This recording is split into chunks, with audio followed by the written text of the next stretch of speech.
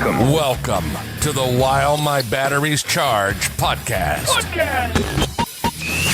Join us as we talk about all things radio controlled. And now, your host, Folks, this man is the king. Mr. CCxRC himself, Tony CC. Hey guys, welcome to another While My Batteries Charge podcast. That intro still makes me shake my head when I listen to it. The guy added that whole thing in there about the king and CCxRC himself. I sent him a script and he went rogue, and it was funny at the time, but now I got to listen to it every intro. Anyway, we're going to have a great episode today. We have Kevin Hetmanski here with us, and we're going to do a little RC kind of profile with him and find out what got him into the hobby. He's been in it for a while now, and we've read his articles, we've seen his builds, and I'm just curious what got you into this, man. So welcome. Hey, thanks for having me, man. I love doing this stuff. It's a lot of fun. All right, so right off the bat, what was it that got you into RC? When was it, and what held you in it, I guess? Well, it goes back to 1986 when my sister's boyfriend at the time came to visit us, and he brought with him a Tamiya Frog. Now, I had radio control cars, in the past, but they were the cheap Radio Shack ones, not that great, but I thought they were incredible. I loved them. Then this Frog, got introduced to me, and to me, that was the greatest thing I ever saw. It looked awesome.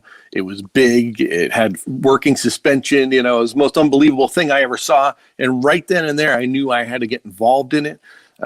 Begged my parents, a lot to get me one. And actually, they didn't get me one. I just needed permission to get one. I was actually working at the time, believe it or not. I used to do, I used to do a little side job on the weekends where I'd make some money. So I basically put all my money away and saved up. And eventually they said, all right, let's try it out. And they let me get my Frog. I got it at Brantford Hobbies, and Brantford Hobbies was. Do you remember what you paid for it? No, I bet you it's the same amount of money it is today. The Frog is not expensive. It's cheap. Yeah, I'm willing to bet it's not much less than it is right now. And I have one at the shop too. But yeah, so went to Brantford Hobbies like almost every day while I was saving up my money, and I just stared at cars. The guys were nice enough to let me hang out. And that's also at the same time I discovered RC Car Action magazine.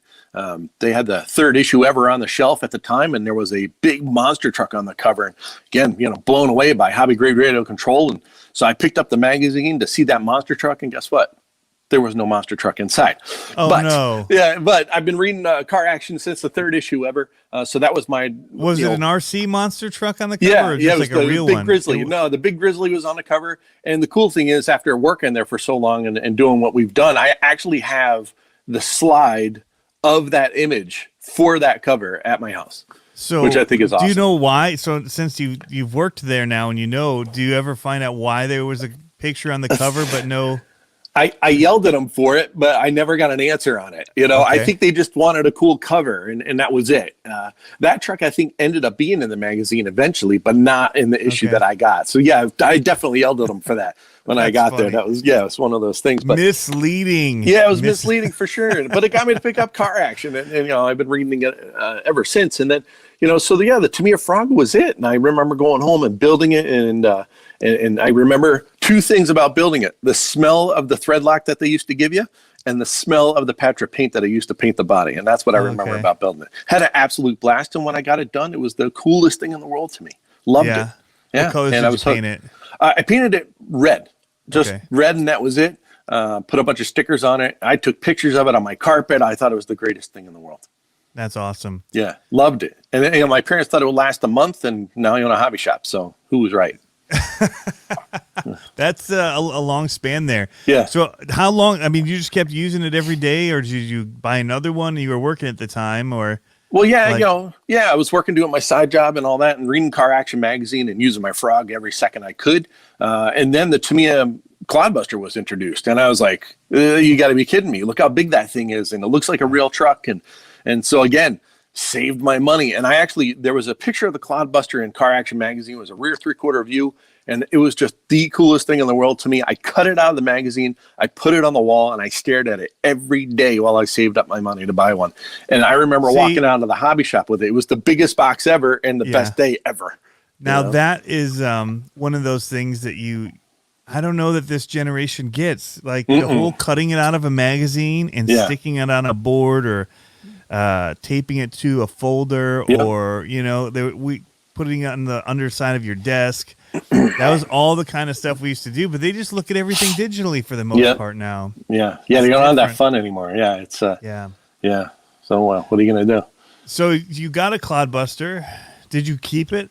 Or is it something you still have in your possession or no? I wish I was smart enough to keep that stuff, but who knew where I was going to go with the hobby? That would be mint if you had it. It would be awesome to have that still. But I did a lot of modifying. It got different paint jobs. I painted all the plastic parts white. I put a A-scale Camaro body on it, which now looks really goofy, but back then it got me a trophy. So, but I did truck pulling with it, and I modified it, put a 4-link suspension on it. I did all kinds of cool stuff to that truck, and I had a blast.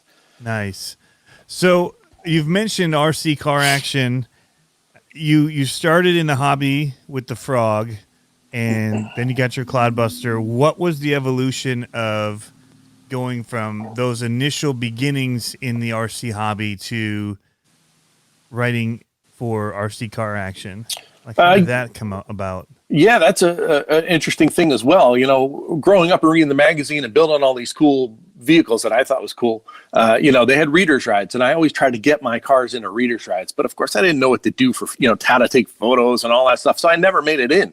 But car action was always king to me. And I learned one day that they weren't too far from where I lived. And it blew my mind. I was like, holy cow, they're not even far away.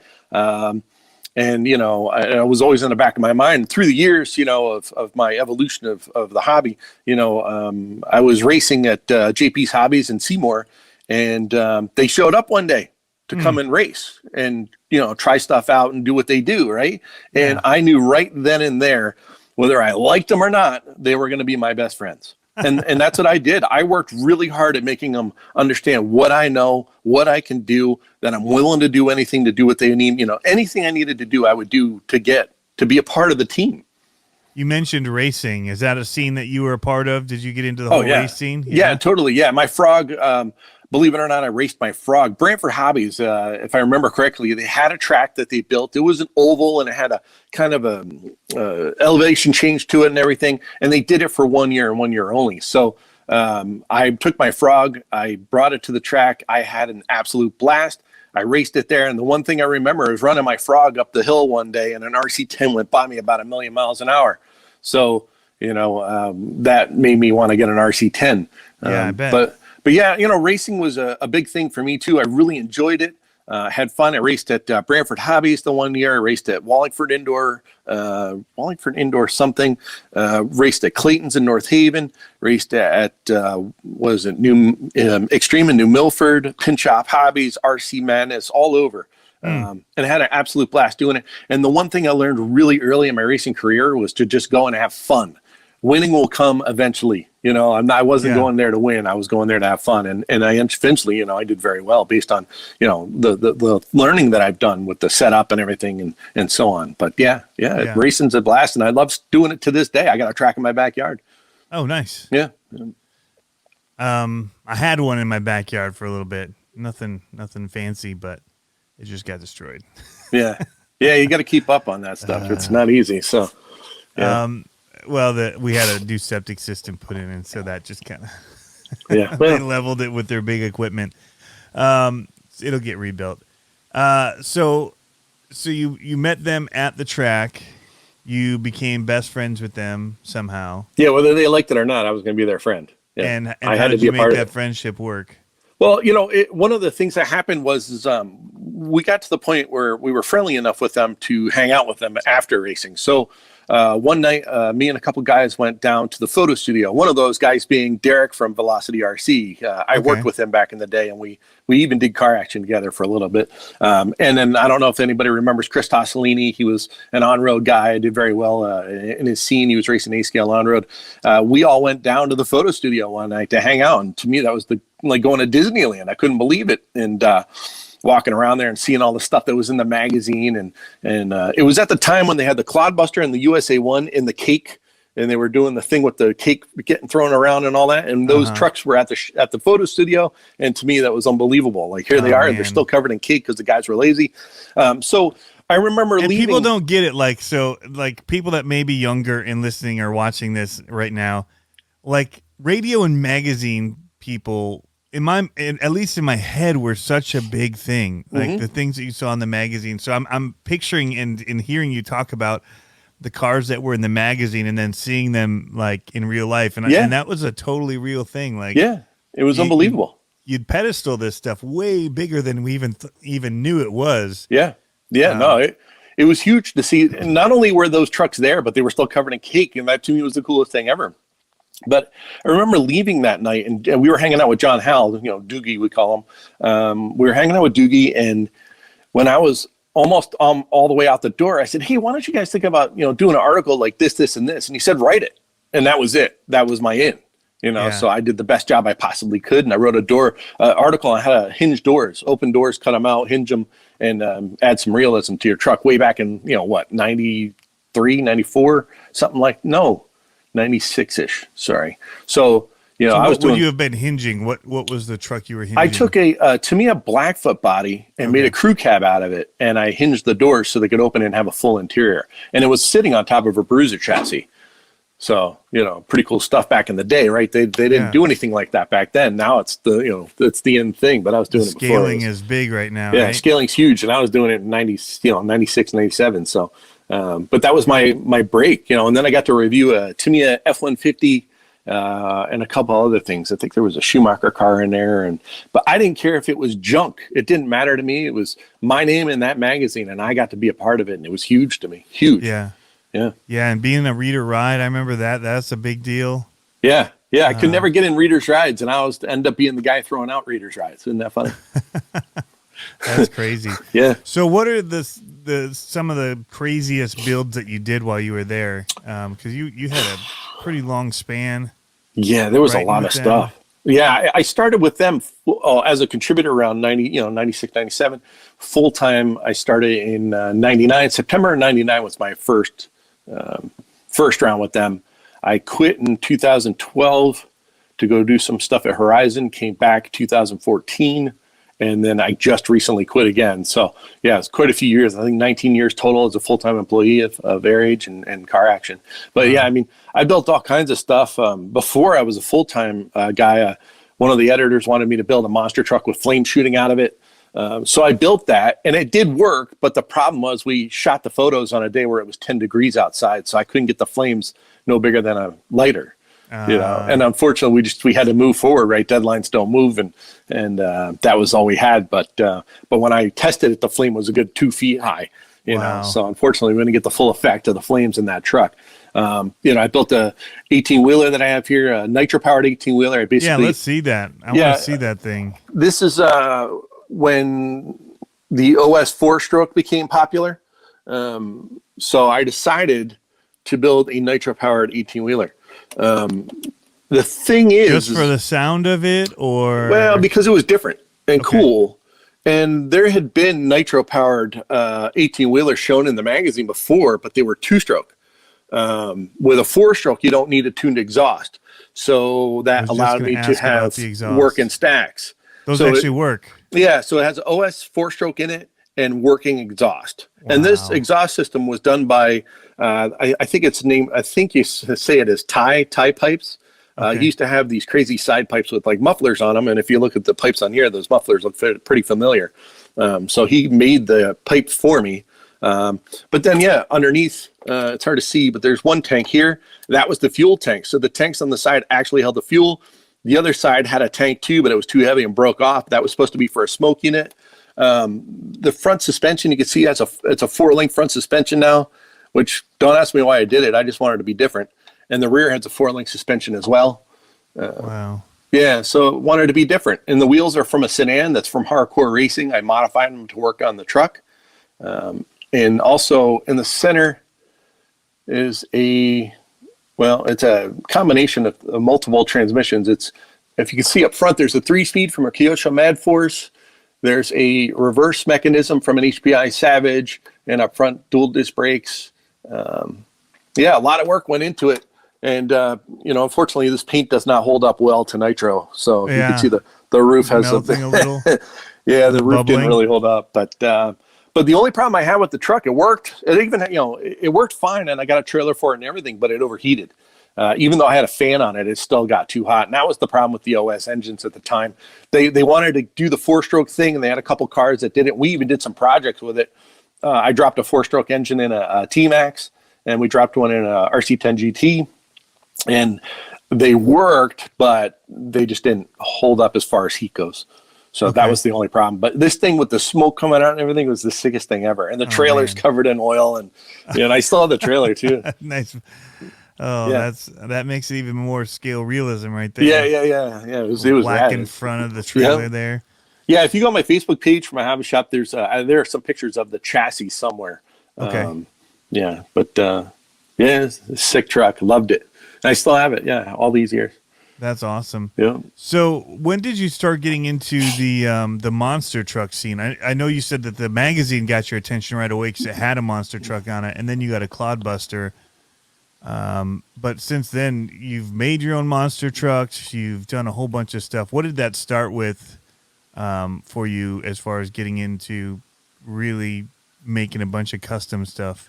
The custom stuff kind of came about a little here, a little there. There was things that I wanted to do with my trucks that I couldn't do because there wasn't anything available. So I kind of started making stuff here and there. One of the things I did early in my career was I invested in a milling machine lathe combo from Smithy. And quite honestly, it's a terrible machine. It's junk. I mean, the tolerances are way off, and it does not do a good job, but it does what I needed to do to make the things that I want to make. So one of the prototype some of the stuff. Yeah. And one of the things I did early on was make a chassis that ended up being on the Tamiya TXT-1. So this is the actual chassis that I machined on my machine for the TXT-1. And I had these cantilevered shocks. The Bennett equipment, Collada lever was popular at the time, so I kind of used a similar setup in the rear. And then this truck, when it was complete, and I still have the parts, by the way, I'm going to put it back together. I sent it to Japan, and one of the cool things they did was they messed around with this sway bar design while it was there. So I left it on there. I thought it was cool that Tamiya put that on and that they were trying things out when they were doing the TXT-1. So they actually built the TXT-1 based off of that? Yes. Yep. It's based on this truck. So I built. Here's the story. So when was that? When did that get released then? Man, I don't remember the date. It was around early 2000 because I was still new at Car Action at the time. So they introduced the Tamiya Juggernaut, right? And I was disappointed. I got to be a part of that review before I was a full-time employee, which I thought was awesome. And I looked at the truck and I said, why are they doing this? This is old technology. We need a 4-link suspension, blah, blah, blah. So my goal was to take the the Juggernaut, and turn it into a 4-link truck. Well, I started working on the idea and started making parts. Like I said, I got the lathe milling machine now. I can make a lot of stuff. Then they discontinued it. And I said, well, why bother now? It's gone. Well, then they came out with the Juggernaut 2. And I said, okay, cool. It's on like Donkey Kong. So I started working on my 4-link truck, got the chassis milled, and it's all milled by hand. There's no CNC action there. That took a lot of, hours of just milling and machining and pocketing, all kinds of crazy stuff to do it right. I started putting it together, and I got a rolling chassis together. I got motors in it, and it was almost done. And then Tamiya caught wind of it. They heard about the truck, and I guess they were, having problems with the Juggernaut because they had the issue with the first version with the transmission or drivetrain holding up, and that was kind of hurting them. So I think they wanted to make a major change at that point.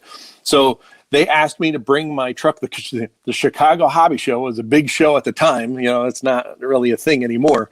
They asked me to bring my truck to the Chicago Hobby Show, and I'll never forget meeting with them. I took my truck, I brought it to the lobby, and a bunch of Tamiya engineers circled around me, and we talked about my truck. And one of the guys that was there, not only was Mr. Tamiya there, which was incredible, but one of the guys that was there designed the Bruiser, and I almost got on my knees and shook his hand. I mean, it was unbelievable sitting with that guy, So and is it Tamiya or is it Tamiya? It's a Tamiya. Tamiya. That's how I say it. Okay, good. Tamiya. Yeah, people could say it however they want. I'm just curious. So since you've met them, if they were saying it a certain way or what? Yeah. So, I met with them in the lobby. We talked about the truck, and I explained everything and why I did it and all that stuff. And they asked me to send it to them. So I packed it up, sent it to Japan. They had it for probably a month or two, so they could do some testing and try some things out. And we all know that the TXT-1, when it finally came out, isn't exactly what I worked on. But what are you going to do? They didn't listen to everything I said. And, so part of the deal was that I got to go to Japan and be a part of the end of the truck, and see the final product and all that. So I got to fly to Japan and visit Tamiya, and I actually spent the week place. there. I didn't get to go to Tamiya, but Japan is sweet. Japan was awesome. I really enjoyed Japan a lot. And Tamiya, I went on a tour of the Tamiya facility multiple times just because I was able to. I didn't care if I already saw that section or that section, but every time it was a new thing I got to see, including an old bruiser sitting in the corner before they re-released it. So all kinds of crazy stuff. They were getting ready for the Shizuoka Hobby Show, so there were guys detailing tanks. They were holding on to them, detailing tanks in this one room. I'll never forget that. But I got to meet Mr. Tamiya. I got to hang out with Mr. Tamiya. I got to have dinner with Mr. Tamiya, and all that. And got to see their manufacturing facility. And how big is it? Is it massive? It was I know, pretty big. I tried when I was there to go. I was going to have a day off, but it was going to be quite a train ride. And then you had to have a scheduled permit. You had to ahead of time schedule for a tour or something like that.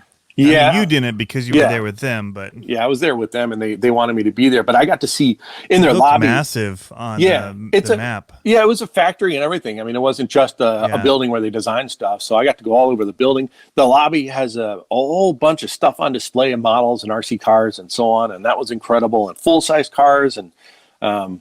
So one of the things with the Tamiya TXT-1 is we're standing in the conference room. And the truck's there, and I'm like, you guys got to do something about this, this, and this. But it was too late. I mean, the truck was done, So I was like, I wish they talked to me ahead of time. But what are you going to do? But the cool thing about it was I got to be a part of the body design or the paint job design. Oh, okay. So I got to. We were also covering the Shizuoka Hobby Show at the time. So what I did was I met with them in their booth at the Shizuoka Hobby Show, and we went in this little conference room, and they would pull the truck out of a bag and all the parts, and we would discuss the paint job and So I got to be a part of the paint job of the truck and the name of the truck. And the thing that kills me the most, and not a lot of people know this, and to this day I regret it.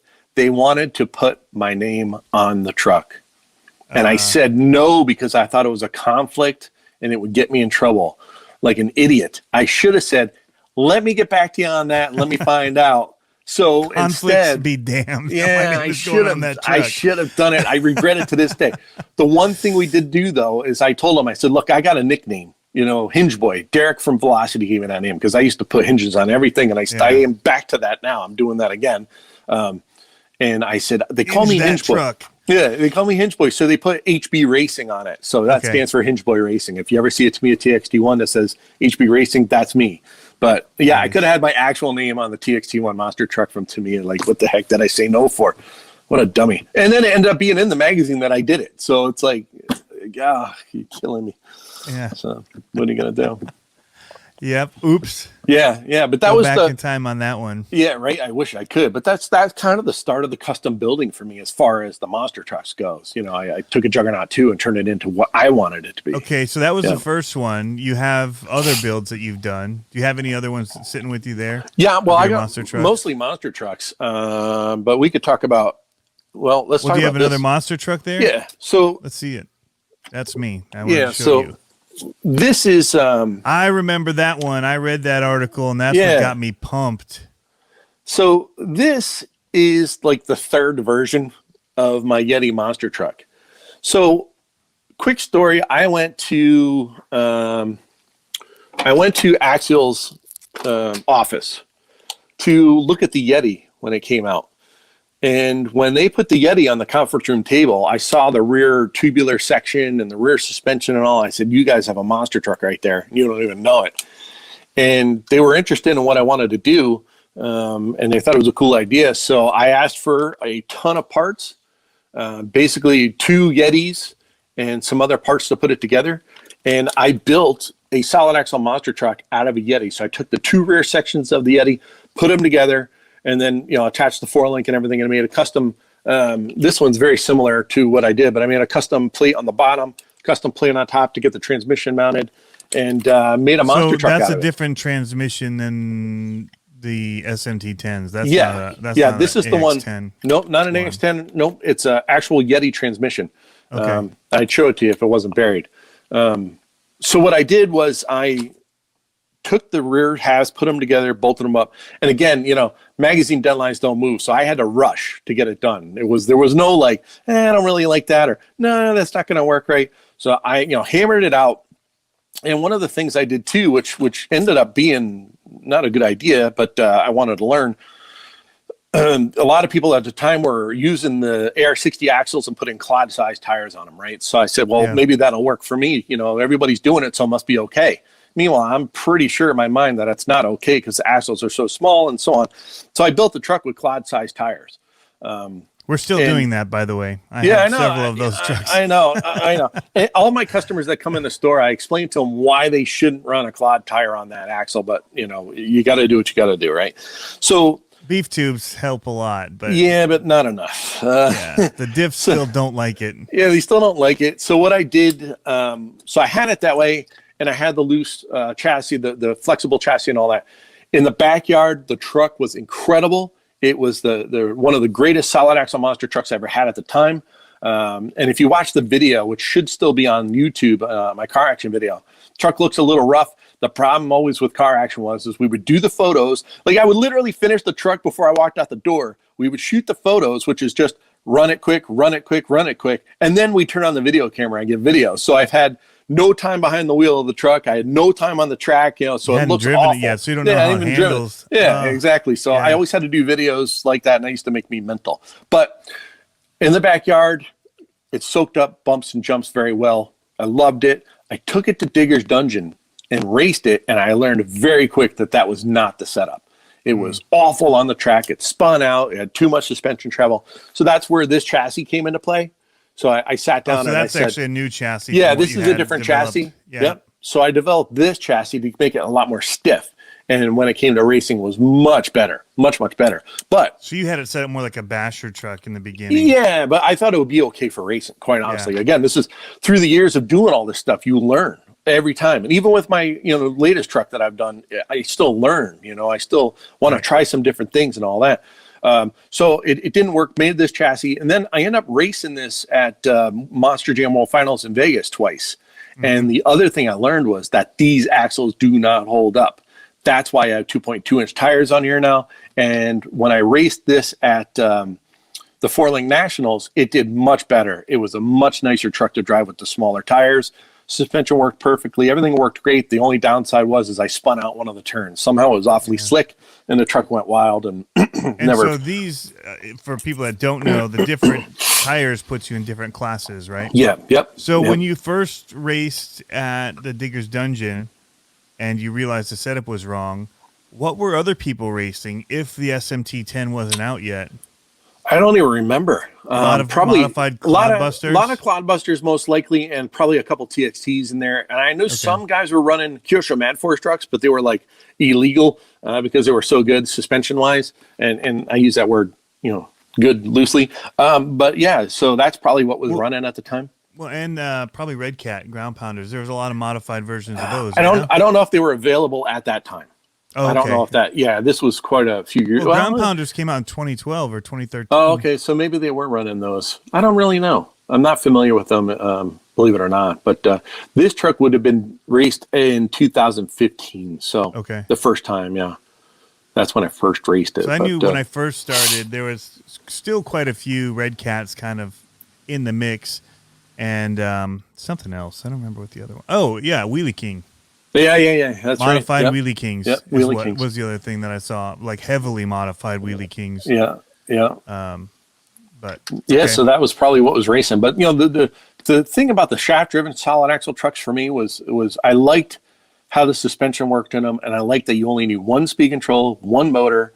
It's very simple, it's very basic. Clodbusters to this day, I just don't feel like they're right for racing. But there are a lot of guys that swear by them. And they win with them. And they win with them. Exactly. With them. But for me, I like the shaft-driven trucks at this point. I think they're better the better I'm way with to go. you there. Yeah. I couldn't. The control is way different, and I had one, a Clodbuster one that was based off of a.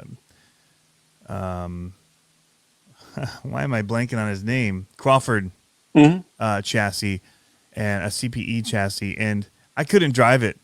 I ended up I literally parted it out. It had nice Hess axles and everything. So Jason Saunders has those now. I don't know what I did with the rest of it, but he ended up with that truck after one of the World Finals. I took it there, and I couldn't drive it. It's a different animal.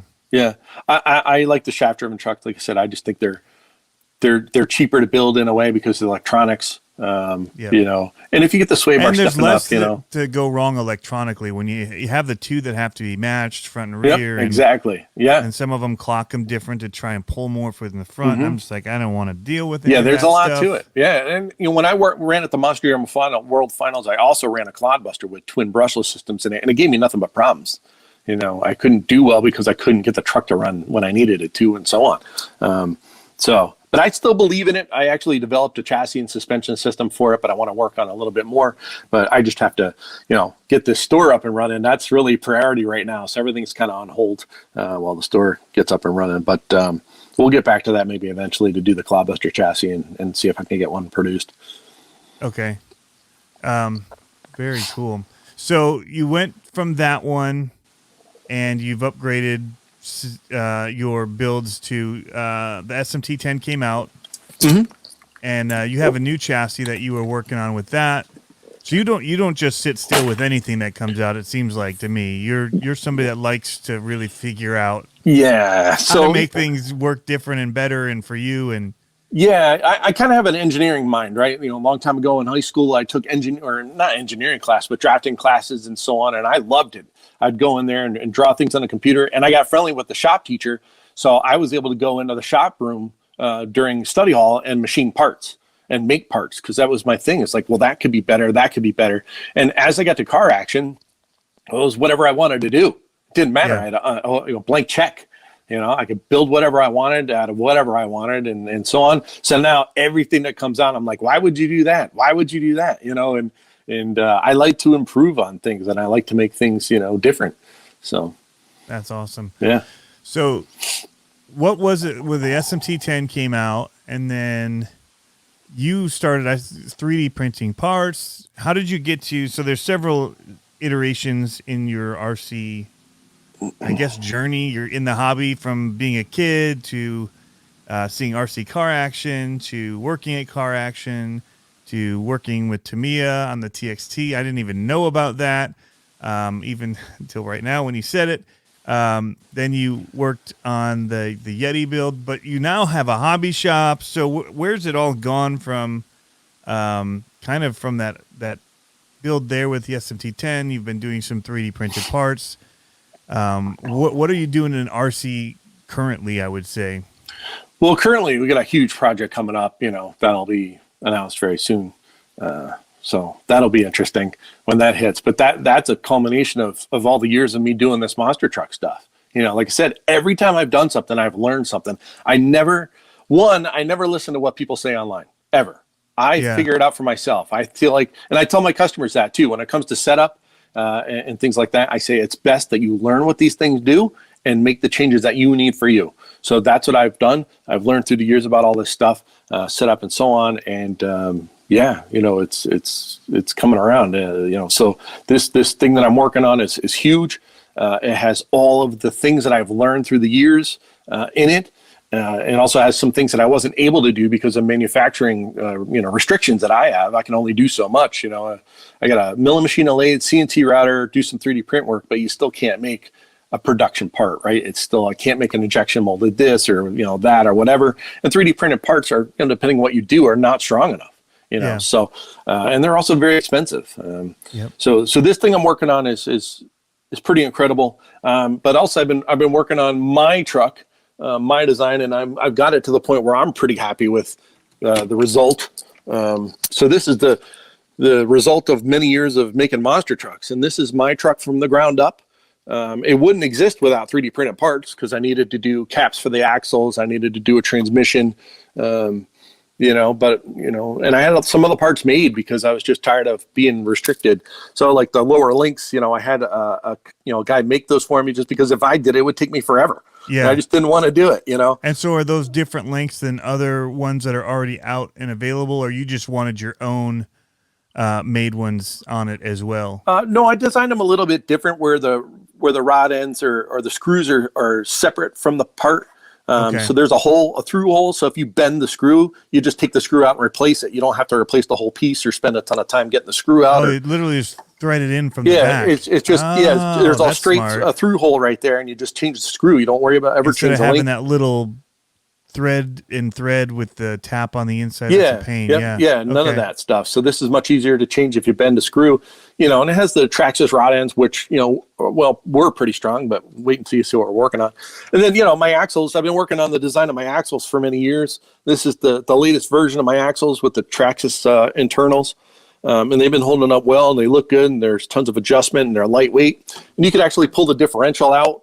It's hard to show here, but 6 screws, 4 screws to get the cap off, 2 screws to get the drive shafts out, and the differential comes out. Don't have to remove the axle from the truck, the tires from the truck, nothing. So some people will look at what you're holding up and they'll see a spur gear sticking out the side or a slipper assembly. Yeah.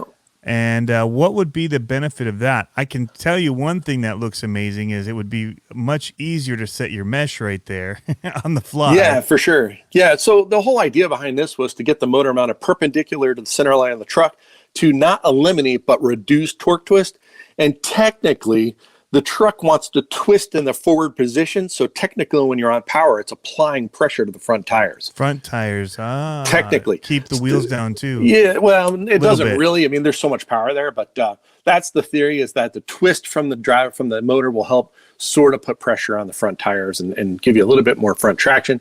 But yeah, I've been working on this design for years. I also have the original. I saw those axles in person for the first time before COVID hit, or maybe it was just starting and they were allowed to do one last race, and somebody brought down a set from, I think, Richmond is where it's coming from, and he had like one of your whole builds like that. I think there's a guy. Yep. Yeah. And they were pretty awesome. I saw him sitting. I'm like, well, what are those? And because I didn't recognize them from pictures I'd seen online. Sorry, I was looking. My cat's over there about ready to mess with my camera. So, like, what are you doing? But it's an impressive truck. Yeah, that's for sure. Super lightweight axles. Even though they're out of aluminum, it doesn't matter. They're lightweight. This is the very first version of the axle that I did years and years ago. I wanted pivot ball suspension because I thought it might be cool to be able to just caster or camber. Camber. In the end, I never even did anything with it, but also with the pivot ball, you can adjust the width of the axle. So my thought was to have a narrow front end or a narrow rear end with a wider front end, so you could help get around the corners a little bit better and miss cones and so on. But this is these axle housings, believe it or not, were machined by a guy who worked at Traxxas. He was a machinist at the Traxxas prototyping room, we'll call it.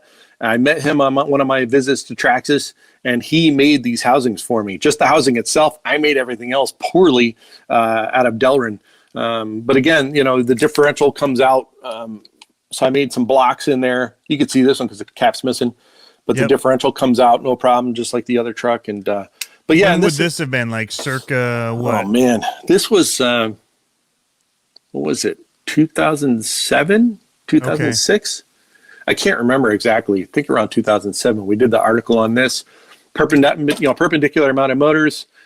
Same thing with the spur gear on the side. And I've never had a problem with the spur gear failing. A lot of people are like, "Oh my God, that's exposed." It's never been an issue. Yeah. And as a matter of fact, if you look at a lot of today's race cars, they don't even have a cover on their gears anymore because the gears are so low, I guess. A lot of times I take off the gear covers even on my SMT10s. It's just like one more thing to get at. Yep. And if you see the front steering, I was wanting to do something a little bit different. Again, I was learning, so I was trying some things out. And this has a dual bell crank steering system. I wanted to be able to adjust Ackerman. So I have some different mounting holes. I would destroy that front end. Yeah, well, it held up pretty well. Yeah. I raced this at the World Finals at Digger's Dungeon, and I think I came home third. Okay. And again, rushed. I literally drove it around my basement one lap to make sure it worked, packed it up, and headed down to Digger's Dungeon, raced it, and got third place. So that's awesome. It was proven to be pretty good. But again, through the years of learning, I wanted to try different things. So that's where the new truck comes in. I know about spring rates and all run that into stuff. things head on. So yeah, having you can't do that with that. Front would be bad for me. Yeah. But so where do you see Hetmanski Hobbies and everything going forward? Like you've had an awesome up to now. Like I can only see like going further. It seems like things are just building and the hobby's growing in a lot of ways right now, but also the ability to develop is getting easier, I guess. Oh yeah, for sure. Yeah. I mean, there's so much technology available. Yeah. Like development of vehicles is easier and easier thanks to, companies like Shapeways and, and people offering, like I have a Stepcraft CNC router, and anybody can get a Stepcraft CNC router for a reasonable price. I went ahead and bought the biggest one I could because I want to be able to do other things besides RC cars. That's why I did that. But, there's a lot available, a lot out there, and people are starting to learn, thanks to YouTube and all these other things, and they're learning about what they can do and so on and so on. And more people are coming out with their own designs and own things. And I think it's awesome for the hobby. It's really, really good. I'm actually going to look into possibly getting a higher end 3D printer for the shop. So you'll be able to give me files and I'll be able to print them for you, kind of like Shapeways does, but much less money, hopefully. And then, if you come to my store, you can watch the 3D printer work. Or if you're local and you have a part that you need done, we'll throw up my 3D printer and we can do that too. So that's an idea. I got my milling machine and lathe in the shop. So if we need to modify any parts, again, it's not the most accurate machine, but we can modify parts if you need to. I want to do things that you can't get at other hobby shops, right? The hobby is hands-on. The hobby is making things, doing things, and so on. And you could do that by coming to my hobby shop. You can't do that by going to most. And I've been in a lot of hobby shops. I can tell you, in all honesty, you can't get a lot of the stuff that you'll be able to get here. And that's what's going to make it different. But I want to make my own parts. I want to have my own tools. I'm going to have a wall of stuff in my shop that you can come and get direct from me. And the list goes on. I mean, there's a lot that could be done, a lot of potential. Yeah, and we're just getting started too. So, really, I'm at the very beginning. Yeah. How long have you been going? Almost a year? Almost a year now. Yeah. The 15th of this month will be a full year. And we've come a long way, but there's a long way to go. You don't just build a business in a year. We have a lot more to do. I have a photo table that I have in the shop for people. If they want to take pictures of their stuff, we could put it on the photo table and get nice, beautiful shots. I use it for my stuff. I'm going to have, hopefully, eventually I'll be able to do, build for people. If you want me to build you a monster truck or build this or build that, paint jobs, custom body work, all these different things, but we just have to get there. So it's more than just buying stuff off the shelf. Yeah. I don't want people to come in here just to buy something. I want people to come in here to have an experience, right? You go to Bass Pro Shop because it's awesome, right? Yeah. And you also buy stuff while you're there. Well, I want the same thing for my shop. I want my shop to stand out. I don't want it to be, I don't like a Home Depot, where you just go in and grab something and walk out. I want you to get advice and get help and everything. It's going to be incredible. Well, and they get to see some of your custom stuff too, because you have it on display. So I go in and I just look at the boxes and what's new coming out, and people come into your shop, they get to see some stuff that's been built and what you can do with just parts and imagination. Do you do any crawler type stuff or? Yeah, I do crawlers too. One of the things I built years ago, and I'm actually going to do it again. I got to find time. I have 25 projects on my list, but this is a crawler that I built years ago. That's cool. Again, I wanted something different. So the body on this truck, this is an SCX-10, the original version of the SCX-10. It looks like a mix of a few things with the body there. That's cool. Yeah, the everything on this body is handmade or 3D printed except for these fenders right here. But the body is made out of sheet plastic. I wanted to do something different. I wanted to build it by hand. So the body is made with sheet plastic. And then stuff like the bumper and the pipes and the roll bar are 3D printed. The bed itself is machined. Sheet plastic for some people, if you want to know, would be like styrene. Some people call styrene plastic. So this is probably 20,000 thick sheet plastic. That the whole entire front end was formed over a buck to get the curves just right, because there's a couple angles here and curves, and so I made a buck out of balsa wood and I glued 20,000 thick sheet plastic to it and just put multiple layers on there till I got the right thickness, and then I took the buck out. I just scraped all the balsa wood out, and now I have all my curves, and everything's pretty much perfect. And the nose is 3D printed because I got a 3D printer and did that with the 3D printer. The bed's machined out of a plate of aluminum, and then I put a wood insert in there. That's very nice. So for the windows, is that just Lexan scraps that are glued to the inside? Yeah, so they're the Lexan scraps are glued to the outside. I actually put a lip around the window, and then those little rivets are little pins. I just cut the heads off the pins and glued them in to make little rivets. You know what you're going to have to do with this in the next one, right? What? Hinges. No, I'm doing well. I'm doing that. I'm the next crawler that I want to do that's going to be all handmade, body wise and all, is going to be pretty epic. I don't want to say what it is because I don't want anybody taking my idea, but it's something that nobody's really doing. That's why I want to do it, because international scouts have been done, Jeeps have been done, all that stuff. So I'm gonna hand make the body, make my own chassis, make my own suspension. I thought about doing my own axles too, but I have some capo axles out of the I forget what it's called. Make your own suspension. Interesting. Yeah, I'm gonna make all that stuff. But let me ask on that one before we go too far, which looks awesome. What is that based on? Is that a axial? That's axial SCX-10, an original SCX-10. Original SCX-10. Okay. Yeah, we turned it. I turned it into a little bit of a project truck. Put some aftermarket stuff on it. Robinson Racing spur gear. I got a Novak crawler system in it and things like that. But but the body is really what shines. But yeah, the next truck will be pretty awesome. I'm really excited about it. But I get so many projects that I want to build and that are in the works and so on that I just can't get to it yet. So it's going to be a minute. I'm working on a scale. Let's see if I can find room for this. I'm working on a scale monster truck right now. This is something I've been wanting to build for a long time. And I started this, believe it or not, in a different form. I started this in 2014. Okay. I drew a quick chassis. It was actually Thanksgiving Day. I didn't feel like watching the parade, so I drew a monster truck chassis.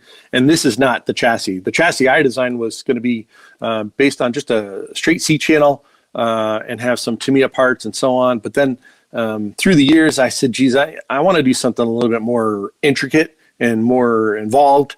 And I had a guy that was making parts at the time, so I said, well, let's do Excalibur. So this chassis, if you look at the chassis and then look at a picture of the Excalibur chassis, is pretty much identical to the Excalibur chassis.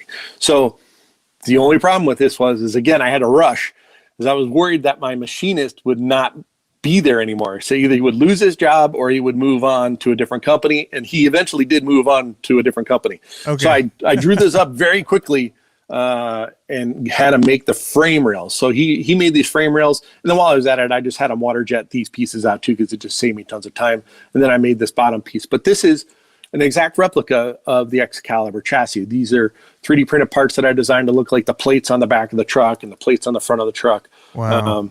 And then you mentioned the hinge boy thing. Well, yeah, that's what I'm doing too. So the body, I don't have it near me.